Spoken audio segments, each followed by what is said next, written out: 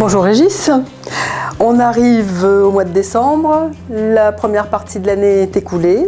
Quel bilan en fais-tu de ces 6 premiers mois?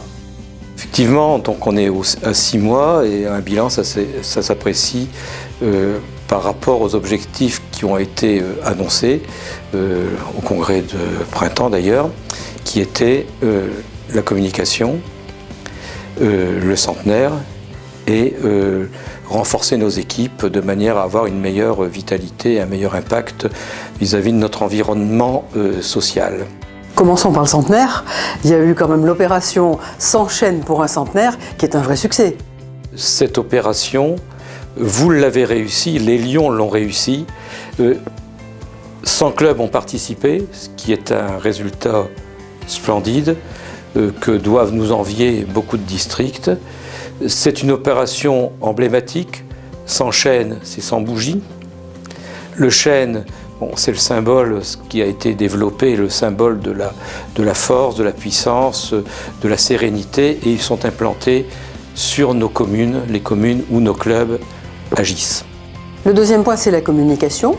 Quand on t'accompagne dans tes visites de club, quand on rencontre les Lions dans les clubs, manifestement, ils ont conscience de tout ce qui a été fait depuis le mois de juillet en termes de communication. Donc, tous ces nouveaux outils, est-ce que ça répond à ce que tu attendais? Et qu'est-ce qu'il nous reste à faire? Parce qu'il faut toujours des projets. La communication, lorsque nous avons démarré l'année, elle était indispensable. Il a fallu créer les outils pour ce faire, et nous avons mis en place une revue dématérialisée Lyon du Nord, dont vous avez eu le premier numéro donc fin juillet, qui a montré l'intérêt de ce type de communication, puisqu'on peut mettre beaucoup de choses. Ces choses ne coûtent, pour paraître, ne coûtent que le travail du grand maître de la communication de Patrice, mais ça permet effectivement d'être exhaustif. Ça permet aussi de mettre à disposition de chaque Lion des documents qui concernent le district, la vie du district, et des documents même techniques. On a gardé la revue papier. Cette revue papier, bon, elle a eu une maquette rénovée, donc plus actuelle. On a mis en place la lettre hebdomadaire qui permet à chaque Lion de savoir ce qu'il se passe dans les autres clubs en termes de parution de manifestations. Le retour que j'en ai lors de mes visites de club, c'est que c'est très bien perçu et que les clubs sont demandeurs, et ils sont aussi demandeurs évidemment de la parution, des retours sur les manifestations qu'ils ont faites. Donc là, on va s'y attaquer, ça fait partie du problème. On va aussi mettre à l'honneur ceux qui viennent nous rejoindre, en donnant leur nom avec un petit mot gentil. Donc ça, c'est tout ce qu'on a déjà fait pendant 6 mois. Qu'est-ce qu'il nous reste à faire? Quels sont les grands événements qui vont se produire pour continuer de fêter le centenaire? On a initié les opérations lors du congrès d'automne à Lens. On a eu cette belle manifestation emblématique des 100 chaînes pour le centenaire. On va continuer parce que le centenaire est un moyen de communiquer sur ce que nous sommes et surtout sur ce que nous faisons. Il va y avoir donc des concerts locaux, je dirais des concerts aussi de zone, et 2 concerts qui me tiennent un peu à cœur, l'un dans le nord du district, l'autre dans le sud du district. Dans le nord du district, c'est initié par les clubs de la région lilloise, c'est un concert de jazz quelque part, qui est dédié à l'aide aux enfants qui le nécessitent par le biais de l'association La Sauvegarde. Bon.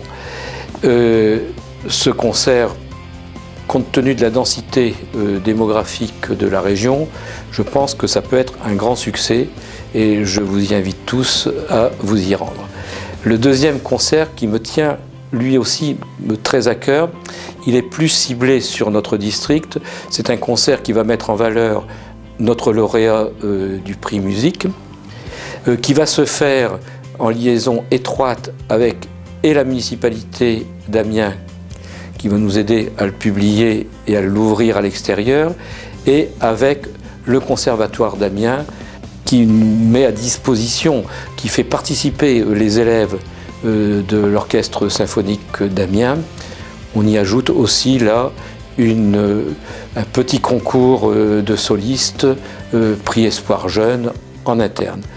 Je pense que la prestation est une prestation de qualité et là aussi, je souhaite qu'il y ait la plus grande participation possible, en sachant que les bénéfices de ce concert seront utilisés soit pour acheter des instruments pour le conservatoire, soit pour en réparer, et soit surtout pour créer des bourses pour les élèves qui le nécessitent. Donc là, tu évoques 2 gros projets emblématiques du centenaire qui sont préparés depuis de longs mois. Je crois qu'il ne faut pas oublier que pratiquement dans tous les clubs, il y a des projets de toute façon labellisés centenaire qui ont eu lieu, qui vont encore avoir lieu jusqu'au mois de juin. Est-ce que tu crois que les clubs aujourd'hui sont assez bien armés, assez bien structurés pour mener justement tous ces projets qui vont encore apparaître ? Françoise, effectivement, tu soulèves là un vrai problème. Depuis 30 ans, la méthode de travail des clubs a évolué. Nous collectons des fonds au travers de manifestations qui sont de plus en plus gourmandes en moyens humains et qui sont de plus en plus ambitieuses. Par exemple, Tulipe contre le cancer, c'est assez significatif. Nous sommes une association qui a aussi beaucoup évolué en termes d'aide aux autres. Nous sommes capables d'apporter une aide ponctuelle à quelqu'un proche de chez nous, chien d'aveugle, fauteuil d'handicapé, tout comme envoyer des fonds aux victimes des catastrophes naturelles au travers de la LCIF. Or, lorsque l'on regarde la démographie de notre district, la démographie de nos clubs, on se rend compte qu'on perd des membres chaque année. Il faut que l'on fasse venir à nous des gens qui ont notre profil, humanitaire, caritatif, humaniste et associatif. Il faut qu'ils trouvent leur place parmi nous, qu'ils viennent nous renforcer.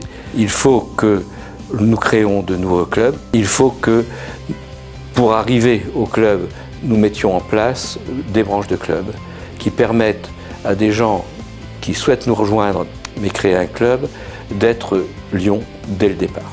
Il n'y a pas de recette miracle.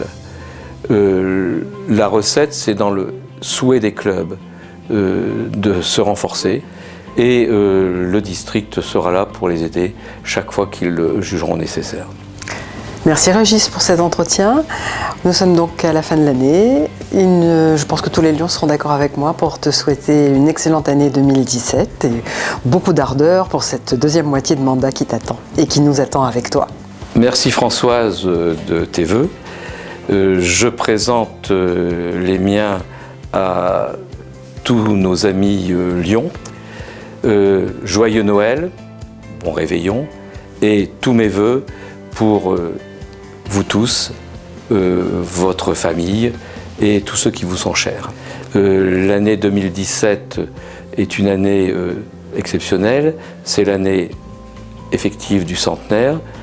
On fêtera ça à Nantes et l'apothéose aura lieu à Chicago. Je vous y invite à y participer. Donc, de nouveau, bonne année 2017.